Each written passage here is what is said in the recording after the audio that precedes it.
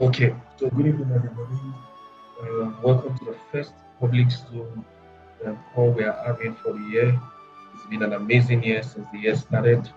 And like I said, I pray it's going to, um, we pray that it's going to be a landmark here for each and every one of us personally in our trading journey, right? So, what we're going to be talking about today, you should know by now that I'm not a fan of saying new things, right? I love to repeat stuff a lot, and that is because repetition is the mother of learning. So you will never find me saying something new to you, right? So in tonight's call, even though we have a handful of time, right, I will try as much as possible to share what needs to be shared for your journey, what you're just going to need, and all of that, right? And we are good. So tonight we're just going to be talking about something that is quite important, right? We're just going to, it's going to be a spontaneous one actually, right? It's going to be a spontaneous one.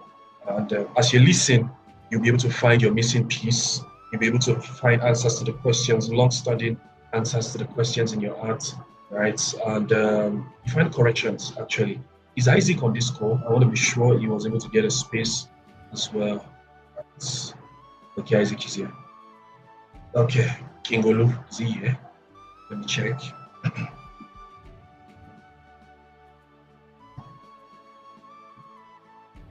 Okay, Kingolu is not here.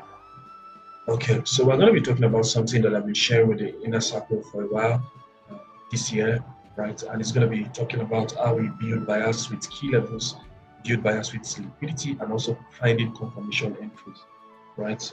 How we can actually wait for confirmation entries to play out, right? So now we're going to, the way we always do it, we always want to divide.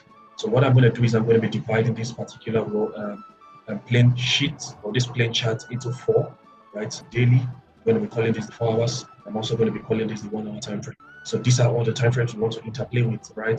These are the time frames we personally want to work with within our analysis, the times that we're going to be building our analysis and all of that.